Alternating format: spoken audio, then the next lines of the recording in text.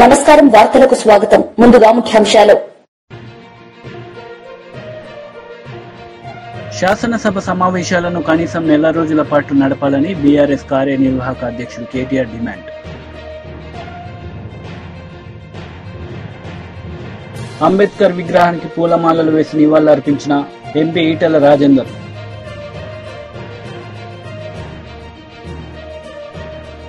శాసనసభ సమావేశాలను కనీసం నెల రోజుల పాటు నడపాలని బీఆర్ఎస్ కార్యనిర్వాహక అధ్యక్షుడు కేటీఆర్ డిమాండ్ చేశారు.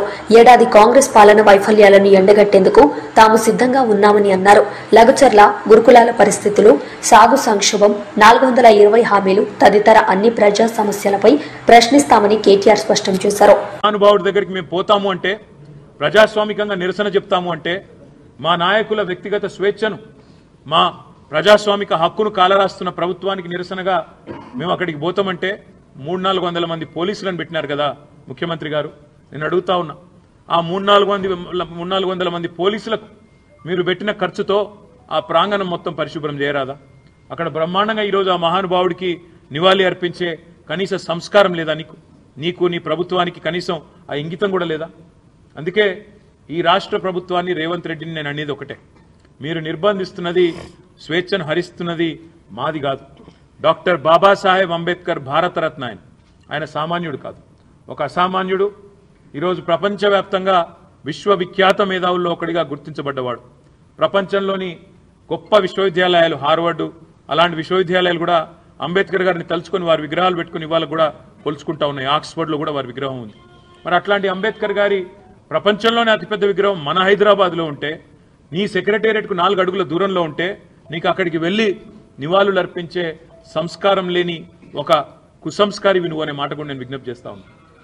అంతేకాదు, ఈరోజు భారత రాష్ట్ర సమితి తరపున డాక్టర్ బాబాసాహెబ్ వర్ధంతి రోజు సూటిగా ముఖ్యమంత్రి గారిని కొన్ని ప్రశ్నలు నేను అడగదలుచుకున్నాను. డాక్టర్ బాబాసాహెబ్ అంబేద్కర్ విగ్రహాన్ని, 125 ఫీట్ల విగ్రహాన్ని నిర్లక్ష్యం చేయడం వెనుక నీకున్న ఉద్దేశం ఏంది? ఇది ఆయన ఆలోచన విధానాన్ని ఒక రకంగా అవమానించడమా? లేదా నీ కాంగ్రెస్ పార్టీ అధినాయకత్వం, పెద్ద నాయకులందరూ ఇక్కడ ఎవరెవరైతే ఉన్నారో, అంబేద్కర్ గారు కావచ్చు, లేదా మా తెలంగాణ బిడ్డ పివి నరసింహారావు గారు కావచ్చు, ఎట్లయితే కాంగ్రెస్ అధినాయకత్వం మొదటి నుంచి అవమానాల పాలు చేస్తూ వచ్చిందో, మీ పైనుంచి వచ్చిన డైరెక్షన్ హైకమాండ్ నుంచి ఏమైనా ఉన్నదా చెప్పాలా మీరు? లేకపోతే ఆయన ఈ రకంగా అవమానించాల్సిన అవసరం ఏముంది? ఆలోచన చేయాలి. అదే మాదిరిగా మీరే అన్నారు, కేసీఆర్ గారు దళిత బంధు అనే ఒక విప్లవాత్మకమైన పథకం తెస్తే, దళిత బంధు కాదు, మేము అంబేద్కర్ అభయహస్తం తెస్తున్నాం అని అంబేద్కర్ గారి పేరు పెట్టే మీరు మీ మేనిఫెస్టోలో ప్రకటించినారు. ఇవాళ సరిగ్గా సంవత్సరం అయింది నీ ప్రభుత్వం వచ్చి. మరి సంవత్సరం తర్వాత అటు దళిత బంధు లేదు, ఇటు అంబేద్కర్ అభయహస్తము లేదు. దళిత బంధు డిమాండ్ చేస్తున్న దళిత సోదరుల మీద కేసులు మాత్రం దండిగా పెడుతున్నారు. ఇదేనా మీరు అంబేద్కర్ గారికి ఇచ్చే నివాళి? ఇదేనా దళితుల పట్ల మీ ప్రభుత్వానికి, మీ పార్టీకి ఉన్న ప్రేమ అని నేను ముఖ్యమంత్రిని అడుగుతా ఉన్నాను. అదే మాదిరిగా కేసీఆర్ గారు కేవలం మాటలకు పరిమితం కాలేదు. డాక్టర్ బాబాసాహెబ్ విద్యతోనే వికాసం వస్తుంది, వికాసంతోనే విజ్ఞానం పెరిగి సమాజంలో సమానత్వం వస్తుంది అని నమ్మిన మహానుభావుడు. అందుకే వారి పేరు మీదే doctor Babasaheb Ambedkar overseas scholarship పేరిట వేలాది మంది విద్యార్థులను, 7,000 మంది పైచిలుకు విద్యార్థులను, తెలంగాణ బిడ్డలను, దళిత బహుజన వర్గాలకు సంబంధించిన బిడ్డలను విదేశాలకు పంపింది తెలంగాణ ప్రభుత్వం కేసీఆర్ గారి నాయకత్వంలో. ఇవాళ ఆ పిల్లలు 2వ ఇన్స్టాల్మెంట్ కూడా రాకుండా మా ప్రభుత్వం మొదటి ఇన్స్టాల్మెంట్ ఇస్తే, ఈరోజు 2వ ఇన్స్టాల్మెంట్ కోసం దేశ విదేశాల్లో అల్లాడుతున్న విషయం మీకు కనీసం తెలుసా? నేను అడుగుతా ఉన్నా. వారిని ఎందుకు పట్టించుకోవట్లేదు? విద్యార్థుల ఉన్నత విద్య, విదేశాల్లో వారు అభ్యసిస్తున్న విద్య తెలంగాణ సమాజానికి, భారతదేశానికి ఉపయోగపడదా?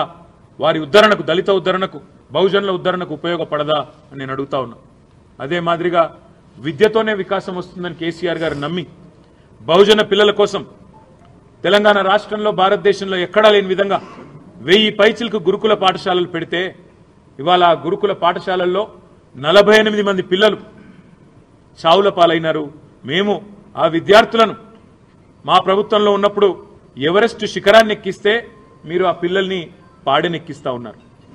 మరి మేము ఈ గురుకులాలు బాగుపడాలి, అందులో చదువుతున్న లక్షల మంది పిల్లల భవిష్యత్తు బాగుండాలి అనే ఆలోచనతో ఏర్పాటు చేసిన గురుకులాలను నిర్లక్ష్యం చేయడమే మీరు ఈ ఏడాదిలో 10 కోట్ల రూపాయలకు పైగా విలువైన మాదక ద్రవ్యాలను నార్కోటిక్ విభాగం పట్టుకుందని హైదరాబాద్ కమిషనర్ సివి ఆనంద్ వెల్లడించారు. డ్రగ్స్ పై నిఘా పెరగడంతో నేరగాళ్లు రూటు మార్చారని, అయితే నిరంతరం అప్రమత్తతో వాటిని అడ్డుకుంటామని తెలిపారు. ఈ ఏడాదిలో ఇప్పటి వరకు 208 కేసులు నమోదు చేసి 2140 కేజీల గంజాయి, 12.6 లీటర్ల హాష్ ఆయిల్, 19.43 గ్రాముల కొకైన్ స్వాధీనం చేసుకున్నట్లు చెప్పారు. ప్రకారం డీసీపీ సిసిఎస్ ఆధ్వర్యంలో ఉన్న కమిటీ వారు మొత్తం హైదరాబాద్ సిటీ పోలీస్ జ్యూరిడిక్షన్ లో నమోదైన కేసెస్ వివరాలన్నీ కూడా వాళ్ళు సేకరించి ఆ ప్రొసీజర్ అంతా ఫాలో చేసి దాని తర్వాత కమిషనర్ ఆఫ్ పోలీస్ పర్మిషన్ తీసుకొని ఇదంతా కూడా పోలీస్ స్టేషన్స్ లో ఉన్న మెటీరియల్ అదంతా కూడా డ్రగ్స్ ఏవైతే ఉన్నాయో ఒకే ప్రాంతానికి తరలించి దాని తర్వాత దాని డిస్ట్రక్షన్ విధ్వంస కార్యక్రమం అనేది ఏదైతే చేయాలో అది చేపట్టడం జరుగుతుంది. మాజీ మంత్రి అంబటి రాంబాబు మీడియా సమావేశం నిర్వహించారు. ఈ సందర్భంగా పలు అంశాలపై ఆయన మాట్లాడారు.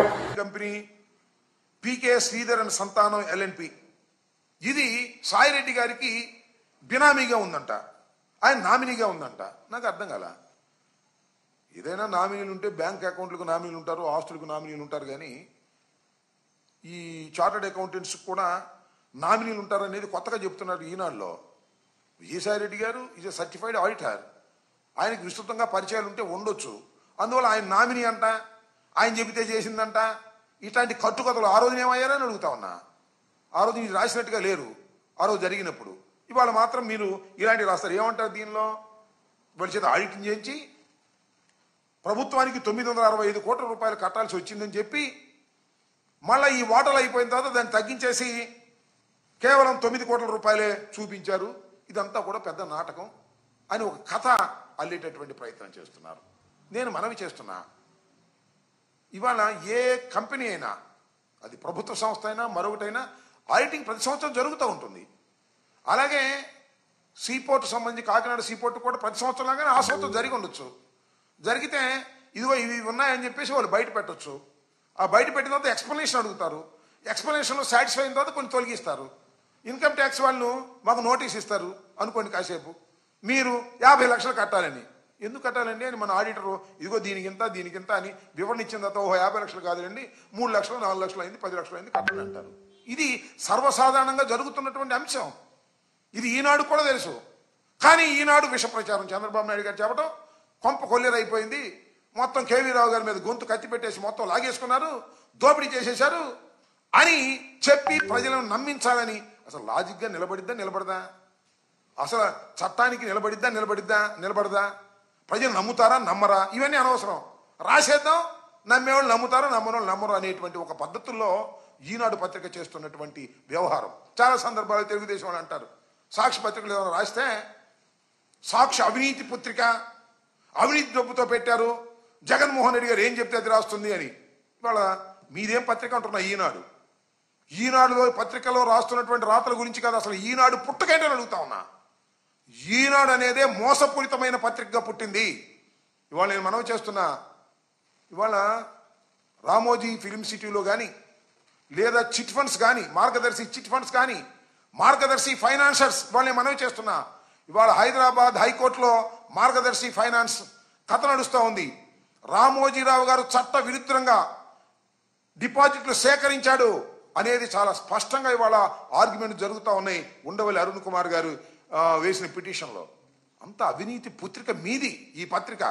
చంద్రబాబు నాయుడు గారు కాపాడుతున్నటువంటి పత్రిక ఇది. చంద్రబాబు నాయుడు గారి కోసం కథలు రాసే పత్రిక ఇది.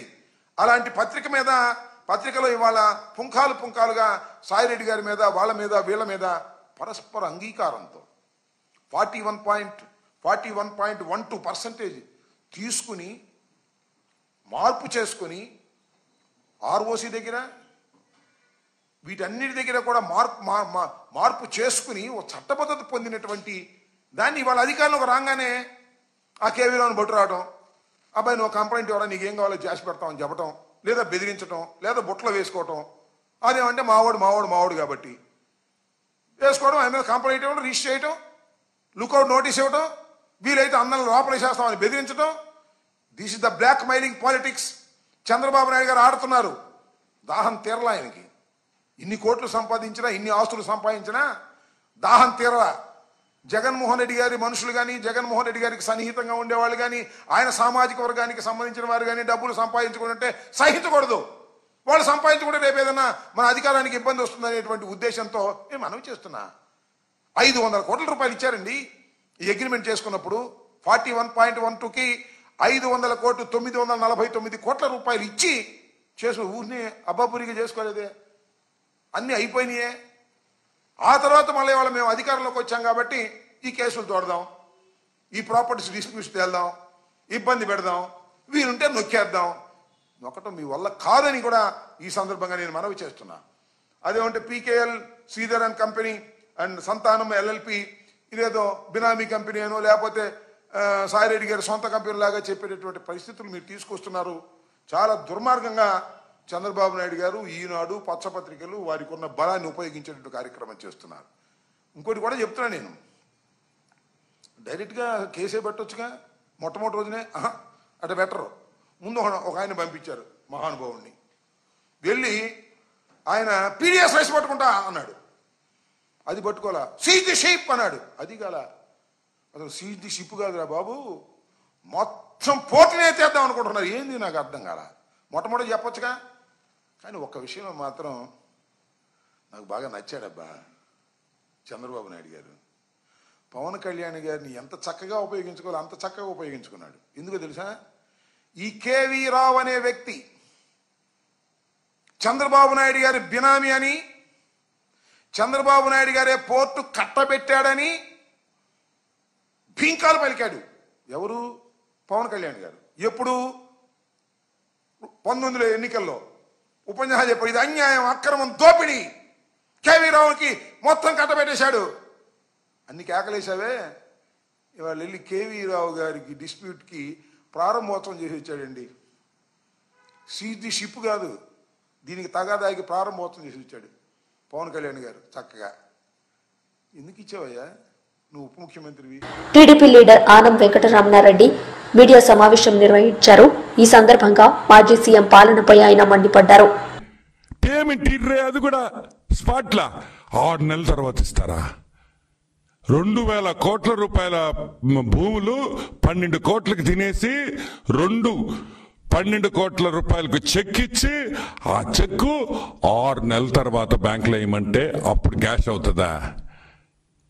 ఏమంటారు? ఇది దోపిడీ అంటారా, దొంగతనం అంటారా, 429 అంటారా, ఏమనాలి? ఇది జగన్మోహన్ రెడ్డి హస్తంతో కాదా జరిగింది? జగన్మోహన్ రెడ్డి హస్తం లేదా? లేకపోతే ఎవడైనా పిచ్చినా కొడుకు ఈ ప్రపంచంలో 2000 కోట్ల రూపాయలు ఆస్తిని 12 కోట్లకి ఇస్తాడా? ఏమైనా అర్థం ఉందా అని మేము అడుగుతున్నాం. సరే, సో ఇక్కడ 1900 కోట్ల ప్రాఫిట్ వచ్చేసింది. సరే, కాకినాడ సీపోర్ట్కి వస్తాం. కాకినాడ సీపోర్ట్ ఎఫ్ఐఆర్ ఫైల్ అయిన తర్వాత ఈ 4 బ్రోకర్లు ఎవరు? వైవి సుబ్బారెడ్డి కొడుకు, పెద్ద బ్రోకర్ జగన్మోహన్ రెడ్డి, చిన్న broker Sarath Chandrareddy, medium size broker మన పొట్టి సారాయిరెడ్డి. ఆదాన్ డిస్టిలరీస్ గురించి మీకు బాగా గుర్తుంది కదా. మనం ఎన్నోసార్లు ఆదాన్ డిస్టిలరీస్ గురించి మాట్లాడుకున్నాం. దొంగ సారా వ్యాపారం చేసి మనం వాళ్ళ డైరెక్టర్ లెవెల్లో కూడా, అది కూడా అరబిందో కంపెనీదే. ఆ శరత్ రెడ్డే, ఆ అరబిందో శరత్ రెడ్డే ఈ శరత్ రెడ్డి. వీళ్ళు ఏం చేశారంటే కాకినాడ డీప్ సీ పోర్ట్ అనే కేవీ రావు గారి డీప్ సీ పోర్ట్, అది ఒక పోర్ట్ కాదు, 2 పోర్ట్లు. మీరందరూ కాకినాడ సీ పోర్ట్ ఒకటే అంటున్నారు. కాకినాడ సీ పోర్ట్ ఒకటి, కళింగ ఇంటర్నేషనల్ పోర్ట్ ఒకటి, దాంట్లో కూడా వీళ్ళకి షేర్స్ ఉన్నాయి. ఈరోజు కాకినాడ సీ పోర్ట్ ఒక్కటే 451 కోటి నుంచి 530 కోట్ల రూపాయలు యావరేజ్ ఎర్నింగ్స్ ఈ సంవత్సరం, లాస్ట్ ఇయర్. అదే కాకుండా ప్రీవియస్ గా ఆ కంపెనీ బిఫోర్ ట్యాక్సెస్ 290 కోట్ల నుంచి 330 కోట్ల వరకు సంపాదించింది. అంటే ఆదాయం. బిఫోర్ ట్యాక్సెస్ వచ్చిన ఆదాయం యావరేజ్ చూసుకుంటే 350 crores ఒక సంవత్సరానికి సంపాదించిన పోర్ట్ అది. ఈరోజు మేము అడుగుతున్నాం, అంత బ్రహ్మాండంగా జరుగుతున్న పోర్టు ఎవడైనా షేర్లు అమ్ముకుంటాడా? లాస్లో ఉండే కంపెనీని మనం షేర్లు అడిగితే లాస్లో ఉండే కంపెనీని మనం కొనుక్కోవచ్చు, నష్టాల్లో ఉండే కంపెనీని మనం కొనుక్కోవచ్చు. కానీ బ్రహ్మాండంగా లాభాల్లో ఉండే కంపెనీ ఎవడు కూడా తక్కువ రేటుకి అమ్మడనే విషయం మనం అందరం గుర్తుపెట్టుకోవాలి. నేను ఒకటే చెప్తున్నా, బాగా ఆలోచించండి మీరందరూ. కాకినాడ డీప్ సీ పోర్టుని కైవల్సం చేసుకునేదానికి ఎంత మోసం చేశారో కూడా మీకు అందరికీ నేను మనవి చేస్తా ఉన్నా. ఏమయ్యా, కాకినాడ డీప్ సీ పోర్టు మీకు కావాలనుకున్న తర్వాత బాబాసాహెబ్ అంబేద్కర్ వర్ధంతి సందర్భంగా అంబేద్కర్ విగ్రహానికి ఎంపీ ఈటెల రాజేందర్ ఘనంగా నివాళులర్పించారు. ఈ సందర్భంగా ఆయన మాట్లాడారు. సంవిధానాన్ని కాపాడండి, రాజ్యాంగాన్ని కాపాడని చెప్పి కుహానా రాజకీయ శక్తులు ఎవరైతే కుట్రపూరితంగా ప్రయత్నం చేస్తున్నారో, రాజ్యాంగం యొక్క స్ఫూర్తిని సమున్నతంగా కాపాడుతున్న మహనీయుడు నరేంద్ర మోడీ గారు. నరేంద్ర మోడీ గారు వారు ప్రమాణ స్వీకారం చేసే సందర్భం కావచ్చు, పార్లమెంట్లో అడుగు పెడుతున్న సందర్భం కావచ్చు, రాజ్యాంగానికి మొక్కి మాత్రమే రాజ్యాంగ స్ఫూర్తిని తూచా తప్పకుండా అమలు చేస్తా అని చెప్పి ప్రతినపూరిన మహనీయుడు కూడా ఇవాళ నరేంద్ర మోడీ గారు. ప్రపంచంలోనే అతి గొప్ప ప్రజాస్వామిక దేశంగా ఎదుగుతున్న దేశం. అనేక వైవిధ్యాలతో కులాలతో మతాలతో ఉన్నటువంటి దేశాన్ని 75 సంవత్సరాలుగా ఇవాళ సర్వే జనే సుఖినో భవంతు అనేటువంటి దేశంలో ఇవాళ అందరినీ గొప్పగా ఆదరిస్తున్న, అందరినీ గొప్పగా చూసుకుంటున్నటువంటి రాజ్యాంగాన్ని అందించిన మహనీయుడు అంబేద్కర్ గారు అనేక విషయాలు ప్రస్తావించినప్పటికీ ఒక్కటి మాత్రం స్పష్టంగా చెప్పాడు పదే పదే.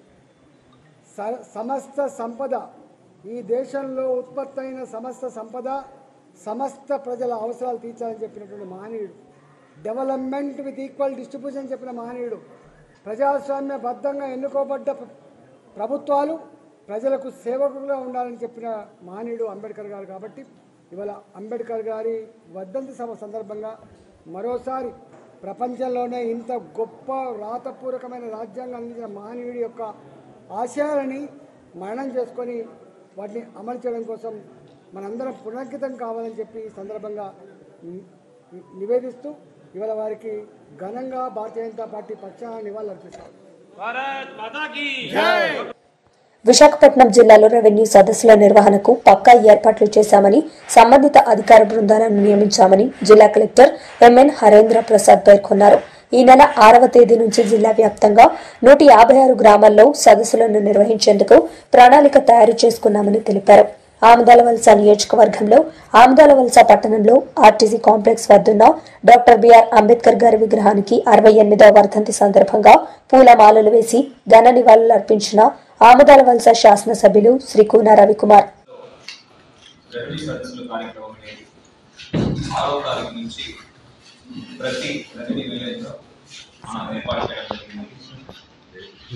జిల్లాలో ఉన్న 11 మండల 7 అర్బన్ మండలాలు 4 రూరల్ మండలాలు అన్నింటిలో కూడా రెవెన్యూ విలేజ్ వారిగా ఈ సదస్సు అనేది ప్రతిరోజు కూడా షెడ్యూల్ పరంగా ఏర్పాటు చేయడం జరుగుతుంది.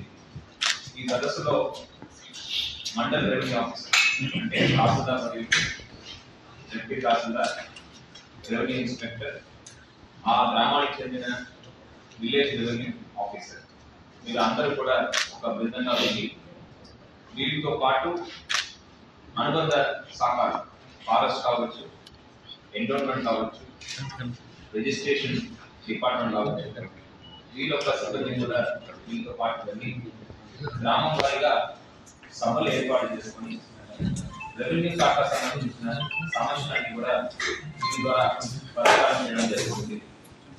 ప్రజలు ఆఫీస్కి వచ్చి వాళ్ళ ఫిర్యాదు ఇచ్చే పరిస్థితి పక్కన పెట్టేసి మనమే ప్రభుత్వమే ప్రజల దగ్గర వెళ్ళే విధంగా ఈ కార్యక్రమం అనేది ప్లాన్ చేయడం జరిగింది. దీని ద్వారా గ్రామంలో ఉన్న సమస్యలు స్థానికంగా పరిష్కారం చేయడానికి పూర్తి స్థాయిలో కృషి చేయడం జరుగుతుంది. ప్రధానంగా మన గ్రామాల్లో చూస్తే ఎక్కువగా ఈ మధ్యలో జరిగిన రీసర్వే సంబంధించిన సమస్యలు కనిపిస్తున్నాయి.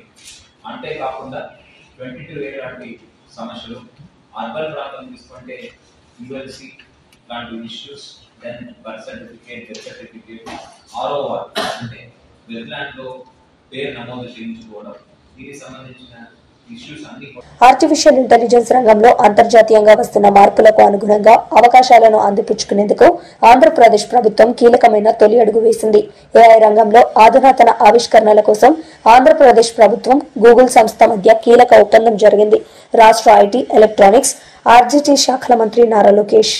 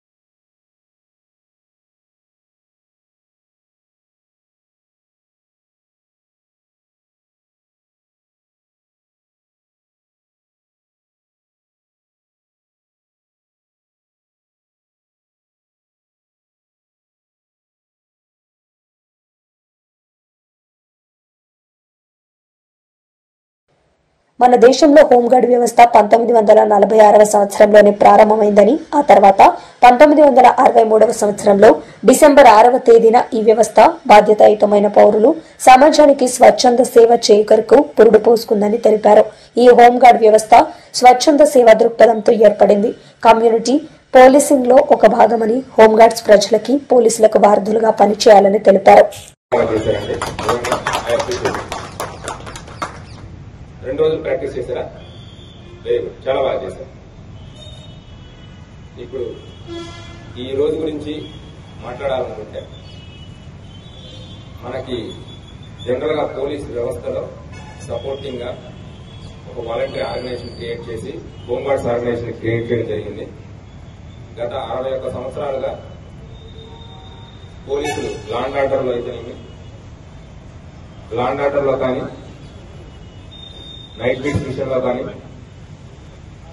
CCTNS డేటా ఎంట్రీ ఆపరేటర్స్ గా ఎనలేని కృషి చేస్తున్నారు. మా జిల్లాలో ఎంతో మంది, ఈవెన్ పోలీస్ డిపార్ట్మెంట్ లో కొంతమంది స్టాఫ్ కంటే కూడా హోంగార్డ్స్ చాలా బాగా చేస్తున్నారు.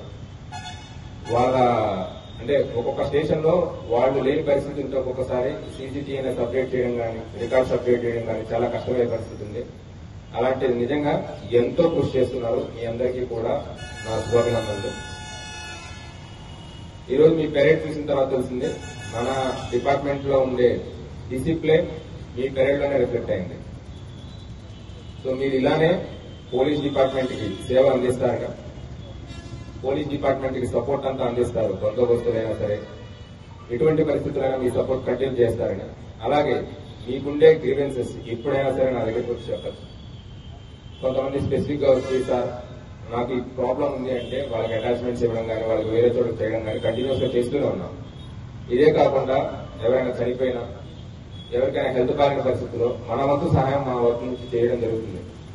ఇంకా కొన్ని గ్రీవెన్సెస్ మీ దగ్గర ఉండొచ్చు, ఏమైనా ఉన్నా ఎప్పుడైనా సరే నా దగ్గర స్టాఫ్ వచ్చారంటే ఉదయం కానీ ఆఫ్టర్నూన్ కానీ ఏదైనా స్పెసిఫిక్ గ్రీవెన్స్ గా వచ్చారంటే మేము చేయదగింది వెంటనే చేస్తున్నామండి.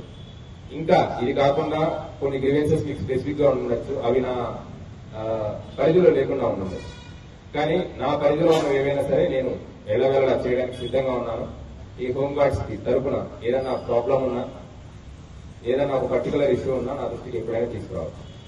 Thank you. వార్తలు ముగించే ముందు ముఖ్యాంశాలు మరోసారి. శాసనసభ సమావేశాలను కనీసం నెల రోజుల పాటు నడపాలని బీఆర్ఎస్ కార్యనిర్వాహక అధ్యక్షుడు కేటీఆర్ డిమాండ్. అంబేద్కర్ విగ్రహానికి పూలమాలలు వేసి నివాళులర్పించిన ఎంపీ ఈటెల రాజేందర్.